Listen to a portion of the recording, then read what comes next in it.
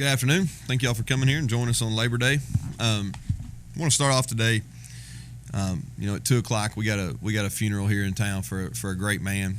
Dr. Doug Hawkins passed away on late Friday, and just wanted to really touch base and discuss him for just a quick second. He great ambassador to Troy University. Not only Troy University, but the city of Troy. Did so much for this athletic program and our football program specifically. The stadium tower carries his name. He was instrumental in moving Troy from Division II to Division I. He's one of the primary reasons this North End Zone facility is going to get built. He'll be greatly missed. I had lunch with him about a week, or I guess 2 weeks ago now, and he was excited. He was supposed to be on the trip last week, and he was definitely going to the Wisconsin trip. And our thoughts and prayers go out to he and his family. But it's a sad day for Troy University, and I wanted to make sure that we hit on that before we got started. Recapping North Carolina State, they are what I thought they were going to be. A very good football team. Length across the board. If you look at them in pregame warm-ups, that didn't take you very long to figure it out. I thought they were very well coached. They'll be a contender in the ACC for sure. I believe that, and they'll have a strong season. I think we can learn a lot from them. From the NC State. You look at them; they're in year 3. They had 1 penalty for the whole game. 0 turnovers. So those are the signs not only a well-coached team, but a disciplined team, and they had a lot of veterans playing. So, I thought that showed. Just to visit special teams. Our special teams player of the week was Taylor Polk. He had 8 punt snaps. Did a tremendous job. Our operation times for the punts were extremely quick. So I thought our specialists in general, our kickers, our punters, our long snappers, I thought they did a nice job in the game. Obviously, we punted quite a bit, so they got a lot of practice. I thought we were solid in our punt coverage. We've got to field the ball better on punt and return, but I thought a solid night against a good outfit on special teams. Defensively, I thought we gave good effort. I thought we competed hard. They had to play too many snaps. That's a combination of offensively not converting third downs and then us not stopping them, especially in the first half when I think they had 3 successful fourth down attempts. We didn't fit the run extremely well. We've got to do a better job up front fitting runs. But we gave up very few big plays, and I think if we continue to do that as the season progresses, we'll be pleased. I thought our new guys on defense, Demetrius Kane, we named him our defensive player of the week. He graded out at 86%, had 5 tackles, 2 assists, and only had 1 missed assignment, which is huge for somebody playing their first Division I football game. But I thought several of our newcomers got in there and competed and played at a good level, and they'll continue to get better. Offensively, he had 2 turnovers. That's something that we've really stressed. Obviously, the hit on Silvers, that's a little bit understandable as far as fumbling the ball right there. Not that it's ever condoned, but that's understandable. Then the pick, we've got to make a better decision at quarterback on the interception where we're going in to score there at the end of the game. Third downs are inexcusable. We didn't make enough plays on third down. We've got to continue drives. That's one reason our play number was so low, because we didn't do a good job of making plays on third downs. On the positive side, we had 0 offensive penalties. And if we continue to do that, that's another one of our goals, to have very few penalties. So we had 0 on offense, and we had a number of explosive plays. The guys that we're counting on to make plays, Brian Holmes, Brandon Burks, Brandon Silvers, those type of guys had big games, and then we'll continue to need that as we move forward. Talking about Charleston Southern, obviously we're fired up about our home opener. Our guys, I think that's one of the things for us to continue to make a step forward as a program. We got to defend our home turf, and that'll start Saturday night. We're expecting a good crowd. I appreciate everybody in the Dothan, Montgomery, Troy area to come out and support us. Our guys, like I told you, and if you watch the game on TV on Saturday night, I've been preaching this the whole time. We're going to play the right way. We've got some areas we've got to improve on, but we're going to play the game the right way, and we're going to compete, and we're going to be exciting to watch. Just touching on Charleston Southern, Solid football team. I think anytime the first thing you look at is their winning program the last 2 years. Went 8-4 last year, with 2 of those losses being to Division I football teams in the SEC, Georgia and Vanderbilt. I think they went 10-3 the year before that. Very experienced. 9 offensive returners, 8 defensive returners. Had big wins last year versus Liberty and versus Charlotte. Charlotte obviously beat one of our conference teams in Georgia State on Friday. And had a very close loss. I think they lost 21-20 at Vanderbilt.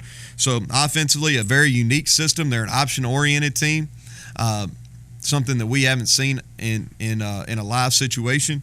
The quarterback is Austin Brown. He's a senior, dual threat. Threw the ball really well at the end of last season. He can run. They've got 2 really good running backs. Number 2 is Ben Robinson. He's a fast guy, quick. He's going to be an issue for us to tackle. Then they've got a strong guy, Darius Hammond, who's also their punt return and kickoff return guy, and he had a couple returns last year for touchdowns. So he's a strong guy. I think the strength of that whole unit is their offensive line. They're all returning starters, and they do a good job within their scheme, their run-based scheme. Defensively, they're a base 3-down team. They've like I said, they have 8 defensive starters returning off a team that led the Big South Conference in almost every single defensive category. They created a lot of turnovers. And they're gonna come and play with a lot of emotion, and I think that's what I see on film, and I expect nothing less on that. Special teams wise, they've got a really good punter, a rugby style. We've got to field the ball better than we did a week ago, but a solid team, and we're looking forward to compete against them. And with that, any questions? Your perception of your offensive line play, you had 3 new starters. Yeah, I tell you, I was really excited about Deontay Crumity. You know, for a true freshman in that type of environment versus a defensive line with a lot of size and a lot of length, really encouraged by his play, encouraged by Jonathan Boring's play at right tackle, making his first start of his college career. I thought he did a lot of positive things. I thought he did a good job in protection. We've got to get better as a unit up there on pad level. Dalton Bennett played a solid game. Antonio Garcia is a guy that I've got a lot of confidence in, a lot of expectations. He had about 4 or 5 negative plays that really hurt us. The rest of them, I thought he shows signs of being a guy that's an all-league type of player. And we only played 5. Luke Lawrence did a solid job. He's got to get his pads lower, but did a really good job communicating. I thought he got loud in there a couple times too, which is important. What's maybe the biggest thing you learned about this team during game plan as opposed to fall camp? Yeah, well, I didn't think they backed down. You know, sometimes you get in those atmospheres, and it was a good atmosphere, a good crowd. You know, right around 60,000, and they got loud, especially when we made it a game there in the third quarter and at the end of the second quarter. It got loud in there, and I thought our kids really stepped up. I was proud of our defense coming back. They had to play a lot of plays, plenty of opportunities for them to give in. They showed character, showed discipline. We played a much better second half as far as discipline, getting aligned, fewer middle mistakes on the defensive side in the second half.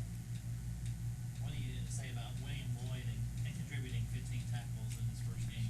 Yeah, he made a lot of plays sideline to sideline, and he made some mistakes, which is going to happen, and we knew that. If you look at, we played a lot of new faces. I should have came in here and talked about how many we played. I'm not real sure as far as a number, but he was really productive.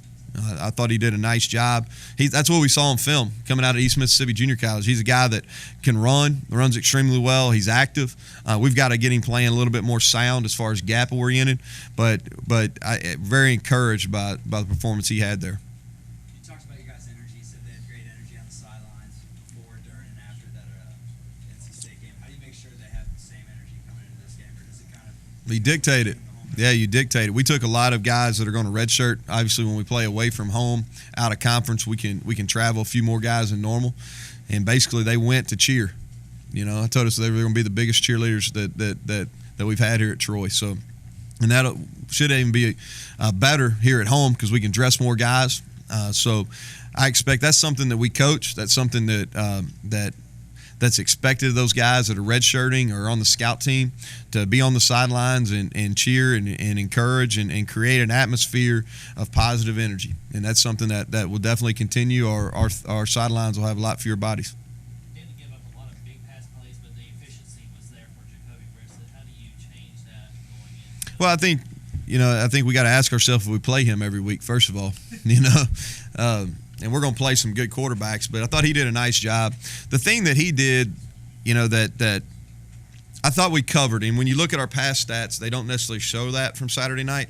But I really thought we covered initially pretty well.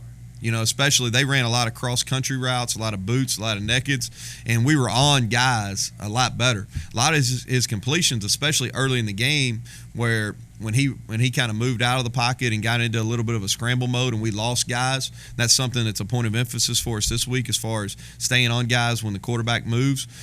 There's two things that go into that. We got to get the quarterback down, you know, with pressure. And the second thing is we got to stay on our guys. So he found some guys, and then we had some miscommunication, misalignments on some third downs where he got some easy completions and got going. But I thought he's a really good player. He was exactly what we thought he was going to be, which I think he's a Heisman Trophy candidate. Obviously, he's got to continue to prove that as they get into the meat of their conference schedule.